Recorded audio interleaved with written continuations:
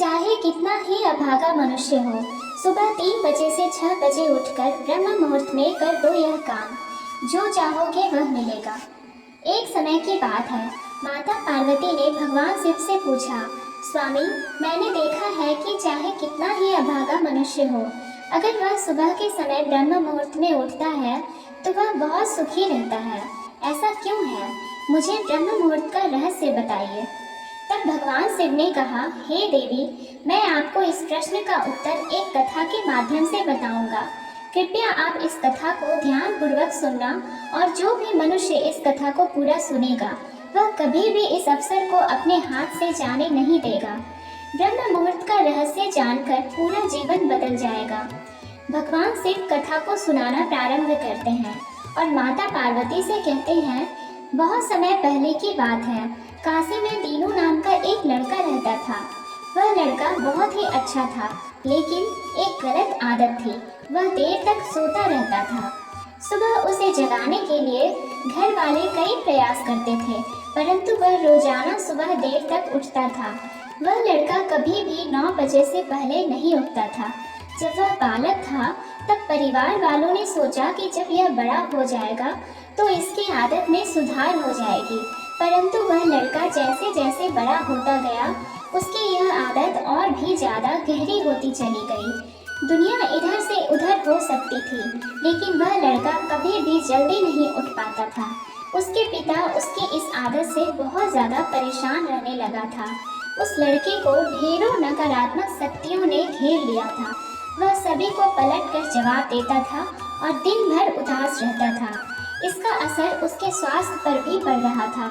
जब उस लड़के को यह पता लगा कि उसके सारे मित्र सफलता को प्राप्त कर चुके हैं, तब वह और भी ज़्यादा चिंतित हो गया और ईश्वर को कोसने लगा। वह बार बार यही कहता था कि मेरी किस्मत ही खराब है, परंतु उसके पिता अच्छी तरह से जानते थे कि उस लड़के के असफल होने के पीछे क्या कारण है। भगवान शिव ने कहा, हे देवी, फिर एक दिन की बात है, उसके पिता को किसी सन्यासी के बारे में पता चला। उसने तुरंत अपने बेटे की समस्या को लेकर उस सन्यासी के पास जाने का निर्णय लिया। सन्यासी को बेटे की आदतों के बारे में बताया और सन्यासी ने कहा कि कल आप अपने बेटे को इस आश्रम में आने को कहिए। फिर उस लड़के का पिता अपने घर की ओर चला गया। उसे पता था कि अगर वह सीधे तरीके से अपने बेटे को सन्यासी से मिलने के लिए कहेगा तो वह कभी तैयार नहीं होगा। उसने अपने बेटे को अपने पास बुलाया और कहा, तुम्हारे सारे मित्र जीवन में सफलता प्राप्त कर चुके हैं, क्या तुम सफल नहीं होना चाहते हो? लड़के ने उत्तर दिया कि जरूर पिताजी, परंतु जब भी मैं अपने मित्रों से उनकी सफलता का रहस्य पूछता हूँ तो वह मुझे कुछ नहीं बताते हैं। भगवान शिव ने कहा, हे देवी, फिर उसके पिता ने कहा कि मुझे यह रहस्य पता चल गया है कि वह सभी क्यों सफल होते जा रहे हैं। तब उस लड़के ने बड़ी उत्सुकता से पूछा, क्या पता चल गया है पिताजी? कृपया करके आप मुझे बताइए। उसके पिता ने कहा कि कल सुबह तुम्हें एक सन्यासी के आश्रम में जाकर उनसे मिलना है।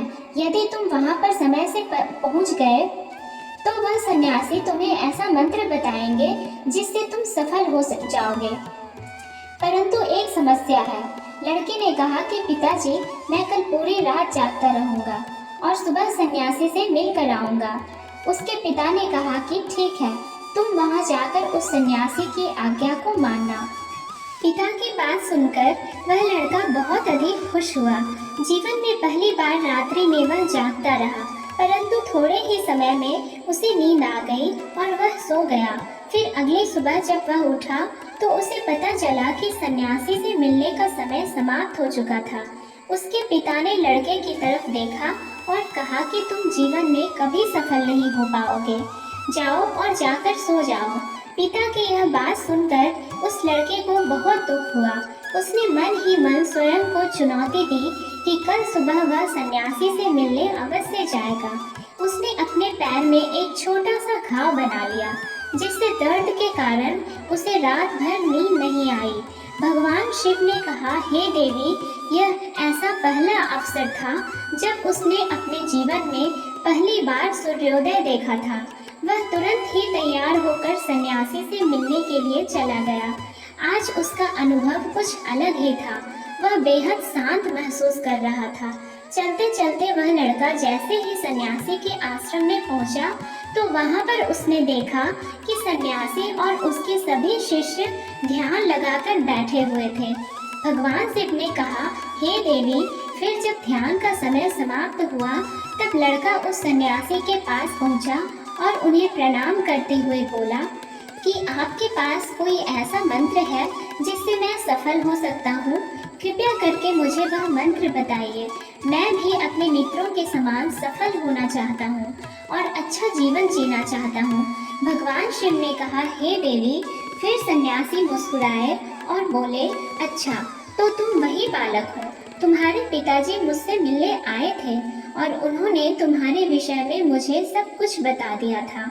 मैं तुम्हें वह मंत्र अवश्य बता देता, परंतु अब लड़के ने जैसे ही परंतु शब्द सुना तो लड़का घबरा गया। उसने पूछा, परंतु क्या गुरुदेव?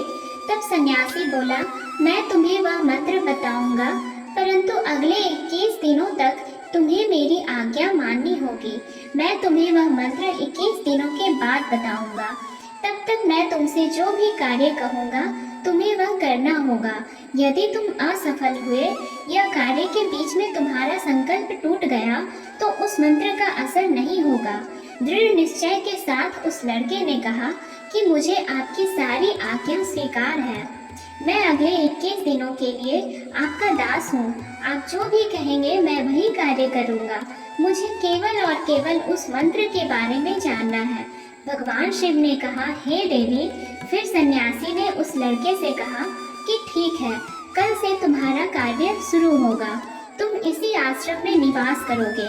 वह लड़का आश्रम में निवास करने के लिए तैयार हो गया। सन्यासी ने कहा कि यहाँ रहते हुए तुम्हें ब्रह्म मुहूर्त में उठना होगा और दूसरे शिष्यों की तरह ध्यान और तप करना होगा। साथ ही आश्रम के कार्यों में भी सहायता करनी होगी। ध्यान रहे, यह संकल्प टूटना नहीं चाहिए। भगवान शिव ने कहा, हे देवी। अब लड़का सन्यासी की बात से सहमत हो गया और अगले दिन से उसके कार्य के दिन की शुरुआत थी। इस बार उसने दृढ़ निश्चय किया, परंतु 1 सप्ताह बीतने के पश्चात ही उसका संकल्प टूट गया और वह 8वें दिन देर तक सोता रहा। जब वह नींद से जागा तो उसने कहा कि मुझसे कितनी बड़ी भूल हो गई है। वह रोते हुए सन्यासी के पास पहुंचा और कहने लगा कि हे गुरुदेव, मेरा संकल्प टूट गया। अब मैं जीवन में कभी सफल नहीं हो पाऊंगा। सन्यासी ने उसे समझाते हुए कहा कि एक बार फिर से शुरुआत करो, फिर से संकल्प करो। फिर लड़के ने सन्यासी से पूछा कि सुबह उठना इतना आवश्यक क्यों होता है और यहाँ पर सभी लोग इतनी जल्दी क्यों उठ जाते हैं? भगवान शिव ने कहा, हे देवी। तब सन्यासी ने लड़के को समझाते हुए कहा कि सुबह यानी ब्रह्म मुहूर्त में उठने के पीछे बहुत बड़ा विज्ञान छुपा हुआ है। लड़के ने कहा कि कृपया मुझे वह विज्ञान बताने की कृपा करें। सन्यासी ने कहा कि रात्रि को 4 पहर में बांटा गया है। पहला रुद्र काल, जिसका समय शाम 6 बजे से लेकर 9 बजे तक होता है। दूसरा राक्षस काल, जिसका समय रात्रि 9 बजे से 12 बजे तक होता है। तीसरा गंधर्व काल, जिसका समय रात्रि 12 बजे से 3 तक होता है। और सबसे अंत में जो पहर आता है उसे मनोहर काल कहते हैं। इस समय को ब्रह्म मुहूर्त या अमृत बेला के नाम से भी जाना जाता है।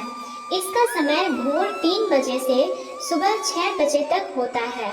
यह वह समय होता है जब पूरे संसार की नकारात्मक शक्तियाँ निष्क्रिय अवस्था में होती है और सकारात्मक शक्तियाँ सक्रिय होती है। ब्रह्म मुहूर्त अर्थात देव मुहूर्त। ब्रह्म मुहूर्त का अर्थ देवताओं का समय होता है। भगवान शिव ने कहा, हे देवी। वह सन्यासी आगे कहता है, इस समय देवता धरती पर विचरण कर रहे होते हैं और जागृत मनुष्य पर उनका बड़ा ही सकारात्मक प्रभाव पड़ता है। ब्रह्म मुहूर्त ऐसा समय होता है जिसमें मनुष्य का मस्तिष्क बिल्कुल खाली होता है, जिसमें किसी प्रकार के कोई विचार नहीं होते हैं। और जब इस समय व्यक्ति अपनी पुस्तक खोलकर पाठ का अध्ययन करते हैं तो उन्हें सब कुछ जल्दी जल्दी याद भी होता है और यह लंबे समय तक याद रहता है। यह ऐसा समय है जिसमें हम ज्ञान को समझने का प्रयास करते हैं। इस कारण आश्रम के सभी शिष्य और संसार में बहुत से ज्ञानी लोग ब्रह्म मुहूर्त में उठ जाते हैं। प्राचीन काल में रोशनी का कोई स्रोत न होने के कारण लोग अपने दिन का समापन सूर्यास्त के साथ और आरंभ सूर्योदय के साथ करते थे। यह एक तरीका है जिससे मानव जीवन प्रकृति के साथ तालमेल बनाकर चलता है। भगवान शिव ने कहा, हे देवी। फिर उस लड़के ने कहा कि ठीक है, मैं कल से अपना संकल्प फिर से शुरू करता हूँ, परंतु ब्रह्म मुहूर्त में उठकर मुझे क्या क्या करना चाहिए। तब सन्यासी ने कहा कि ठीक है, मैं तुम्हें बताता हूँ कि ब्रह्म मुहूर्त में क्या करना चाहिए और कैसे करना चाहिए। सबसे पहले उठकर धरती माता पर पांव रखने से पहले धरती माता को प्रणाम करना चाहिए और अपनी दोनों हथेलियों को देखना चाहिए और ईश्वर को धन्यवाद देना चाहिए कि उन्होंने तुम्हें आज का सूर्योदय देखने का अवसर दिया है। इसके बाद नित्य कर्म और स्नान करने से शरीर की ही नहीं बल्कि मन की शुद्धता भी बढ़ती है। स्नान करने के पश्चात ध्यान की प्रक्रिया होती है। ब्रह्म मुहूर्त में ध्यान की अवधि 21 दिन तक होती है।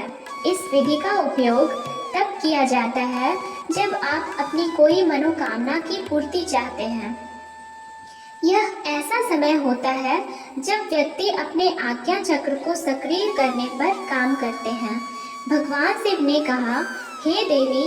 आगे वह सन्यासी कहता है, आज्ञा चक्र दोनों भौहों के बीच होता है। यह संकल्प का स्थान भी कहा जाता है। अगर इस चक्र पर ध्यान केंद्रित किया जाए और अपनी मनोकामना को बार बार दोहराया जाए तो मात्र 21 दिनों के भीतर वह मनोकामना पूरी हो जाती है। अगर आपके मन में कोई अधूरी मनोकामना है और आप उसे पूरी करना चाहते हैं, तब उसे सबसे पहले उस मनोकामना का स्पष्टीकरण कर लें। आपको क्या चाहिए यह निर्णय अवश्य कर लें। इसके बाद ध्यान की विधि को शुरू करें। ब्रह्म मुहूर्त में स्नान के बाद एक ऐसा स्थान चुनें जहां पर वायु का प्रवेश हो। ध्यान में शुद्ध प्राण वायु का होना आवश्यक होता है। ध्यान की मुद्रा में रीढ़ की हड्डी सीधी होनी चाहिए, साथ ही गर्दन भी सीधी होनी चाहिए। सुखासन की अवस्था में दोनों हाथों को घुटनों पर रखकर आंखें बंद करके बैठ जाएं। हाथों की मुट्ठी को बंद कर लें और 2-3 मिनट तक बिल्कुल शांत हो जाएं। जब आपका शरीर स्थिर हो जाए और श्वास भी शांत हो जाए, तब उसके बाद अपना सारा ध्यान आज्ञा चक्र पर लगाएं। इस दौरान लंबी गहरी सांस लें और सांस को रोक कर रखें। इस समय आप अपनी इच्छा को मन ही मन दोहराएं और अपने मन से इष्ट देव और देवी देवताओं और गुरुजनों का चिंतन करें। भगवान शिव ने कहा, हे देवी। उस सन्यासी ने कहा, जब सांस को रोकना कठिन हो जाए तब धीरे धीरे सांस को बाहर की ओर छोड़ो। सांस को नाक से भरें और मुख से बाहर छोड़ें। इस प्रक्रिया को 3 से 4 बार प्रतिदिन दोहराएं। ऐसा प्रतिदिन करने से आपकी जो मनोकामना है वह अवचेतन मन तक अवश्य पहुंच जाएगी और इच्छा पूर्ति जल्दी ही होगी। आज्ञा चक्र सक्रिय होता है और हमारी आज्ञा को पूरा करता है। सांस को रोक कर रखने के दौरान शरीर में आपातकाल की स्थिति हो जाती है, जिससे कि आप बेकार की बातें सोचने और विचार करने से बचते हैं। ब्रह्म मुहूर्त के समय ईश्वर की विशेष कृपा होती है और कोई भी व्यक्ति अपनी मनोकामना को इस समय दोहराता है तो उसकी इच्छा जल्द से जल्द पूरी होती है। भगवान शिव ने कहा, हे देवी। इस प्रकार सन्यासी ने उस लड़के को ब्रह्म मुहूर्त का महत्व बताया। अगले 21 दिनों तक उस लड़के ने बड़े ही मन के साथ इस प्रक्रिया को अपनाया। अब वह बहुत ही ज़्यादा अनुशासित और शांत स्वभाव का बन चुका था। उस लड़के ने जैसे ही अपना संकल्प पूरा कर लिया, उसके बाद वह लड़का बड़े ही प्रसन्न भाव से सन्यासी के पास पहुंचा और कहने लगा, हे गुरुदेव, मैंने 21 दिनों का संकल्प पूरा कर लिया है। अब कृपया मुझे सफल होने का मंत्र बताइए। तब उस सन्यासी ने मुस्कुराते हुए कहा कि पिछले 21 दिनों से जो अभ्यास तुम करते आए हो वही तुम्हारी सफलता का मंत्र है। जो व्यक्ति ब्रह्म मुहूर्त में उठकर ध्यान प्रक्रिया को सही से करते हैं वह जीवन में कभी असफल नहीं हो सकते। तुम्हें ब्रह्म मुहूर्त का रहस्य पता चल चुका है, अब तुम इसे जीवन पर्यंत करो। तुम्हें जीवन के लक्ष्य और सफलता दोनों प्राप्त होंगे। उस लड़के ने सन्यासी को धन्यवाद दिया और ब्रह्म मुहूर्त के नियमों का पालन जीवन पर्यंत तक करने का वादा भी किया। भगवान शिव ने कहा, हे देवी, अब तो आपको पता चल गया होगा कि ब्रह्म मुहूर्त में क्या होता है। तब माता पार्वती ने कहा, हे स्वामी, अब मुझे ब्रह्म मुहूर्त का संपूर्ण ज्ञान हो गया है। इतना कहकर माता पार्वती ने भगवान शिव को प्रणाम किया। वीडियो अगर पसंद आया हो तो वीडियो को लाइक और हमारे चैनल को सब्सक्राइब करें